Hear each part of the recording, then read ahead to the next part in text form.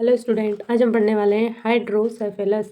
ये child health nursing का बहुत ही इंपॉर्टेंट क्वेश्चन है। ये 7 नंबर में पूछा गया था क्वेश्चन कि मेडिकल और नर्सिंग मैनेजमेंट और सर्जिकल मैनेजमेंट के बारे में 7 नंबर में पूछा गया था। आज हम इस वीडियो में सिर्फ हाइड्रोसेफेलस क्या होता है उसी के बारे में समझेंगे कि ये क्या होता है। ये चाइल्ड में होने वाली एक बीमारी ब्रेन में होती है। ब्रेन के टिश्यू जो होते हैं इसमें स्वेल हो जाते हैं। वो किस कारण से होते हैं वो हम इसमें पढ़ेंगे।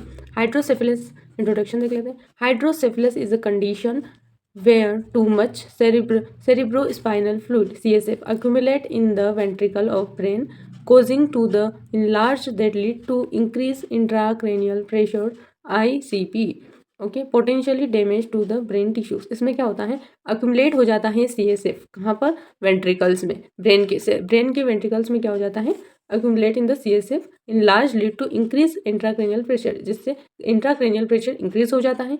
जैसे damage to the brain tissues, आपके ब्रेन के टिश्यूज डैमेज हो जाते हैं। ओके, उसके बाद आता है hydrocephalus can occur at any as.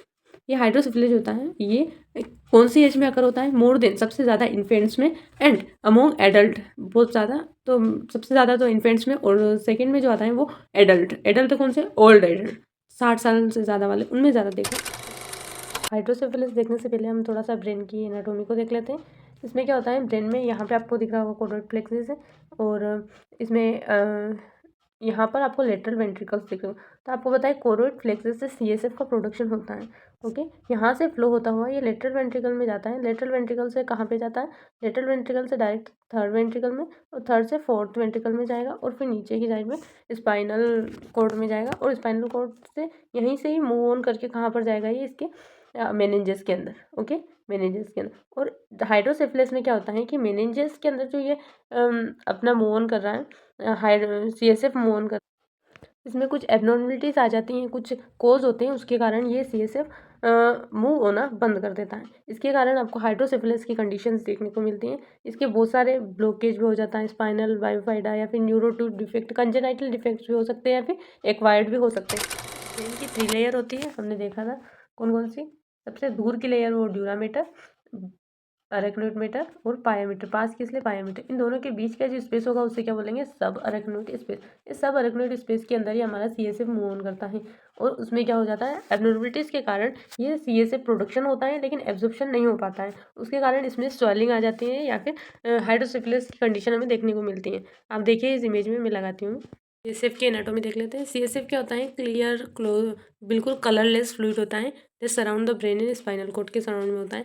CSF flow within the ventricle spaces inside the brain के इनसाइड में ये करता है, मूव ऑन करता है। 2 लेटरल वेंट्रिकल, जो सेकेंड लेटरल वेंट्रिकल्स होते हैं, via foramen Monro intraventricular foramens. Third ventricles via cerebral advocate sinus, और fourth ventricles subarachnoid space around the brain and spinal cord, central canal of spinal cords. इनसे होकर कहाँ जाता है? CSF हमारे spinal cord और brain में पूरे में घूमता रहता है, मूव ऑन करता रहता है। Okay, how is the CSF produce? कहाँ से प्रोड्यूस होता है मैंने ये बता दिया है, कोरोइड फ्लेक्सस से, located inside the ventricle of the brain.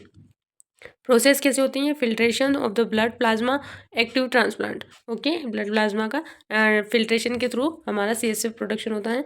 CSF production rate in, देखो एडल्ट के अंदर CSF प्रोडक्शन अब्जॉर्प्शन एडल्ट के अंदर तो होगा 500 ml पर डे, और रीअब्जॉर्प्शन कितना होगा? 500 ml per day. Okay, functions क्या होता है? ये कुशिंग का काम करता है, तकिए जैसे बिल्कुल सॉफ्टनेस कुशन का काम करता है। Deliver nutrition, waste removal. अब हाइड्रोसेफेलस के क्या क्या कारण हो सकते हैं हम वो देखेंगे। कंजेनाइटल कॉजेज के बारे में सबसे पहले, स्पाइनल बायोफिडा या फिर न्यूरल ट्यूब डिफेक्ट्स।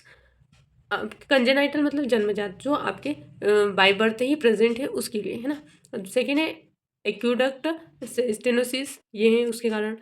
फिर premature birth complication, bleeding in ventricles के अंदर ब्लीडिंग हो रही है तब। Infections during pregnancy like rubella can cause foetal brain tissues and inflammation. यदि प्रेगनेंसी के दौरान मदर को रूबेला जैसे कोई डिजीज है तो उसमें। एक्वायर्ड, जो हम खुद एक्वायर्ड करते हैं आफ्टर बर्थ के बाद, हार्ट ट्रोमा हो गया, या फिर स्ट्रोक हो गया, ब्रेन और स्पाइनल को ट्यूमर हो गया, मेनिंजाइटिस और अदर इन्फेक्शंस ऑफ ब्रेन और स्पाइनल कोड, हेमरेज और कॉम्प्लिकेशंस ऑफ सर्जरी अननोन। कभी कभी कोज का पता नहीं चल पाता है सेरेब्रल का। सिम्टम्स देखने को मिलेंगे वो देख लेते हैं। इन्फेंट्स के अंदर इसका जो हेड होगा वो लार्ज हो जाएगा। इन लार्ज हेड सर्कमफ्रेंसेस और bulging fontanelles, sign of red ICP, raised intracranial pressure.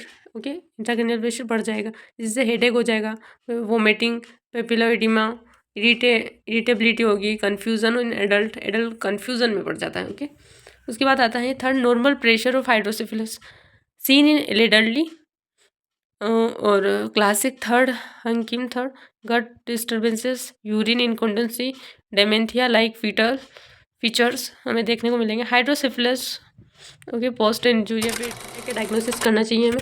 CT scan और MRI, हम CT स्कैन और MRI करवाएंगे। सेकेंड, हम अल्ट्रासाउंड। फोर्थ है इंट्राक्रेनियल प्रेशर मॉनिटरिंग। इसमें क्या करेंगे, वीवा इंट्रा वेंट्रिकल कैथेटर। इसमें क्या करते हैं, a thin flexible tube insert in brain lateral ventricle. आपके जो ब्रेन के अंदर एक थीन ट्यूब होगी, फ्लेक्सिबल ट्यूब होगी जो आपके लेटरल वेंट्रिकल्स के अंदर कनेक्ट होगी। ओके, टू प्रेशर ट्रांसड्यूरा, हम प्रेशर डालेंगे उसमें टू मेजर ICP, मतलब इंट्राक्रेनियल प्रेशर को हम मेजर करेंगे।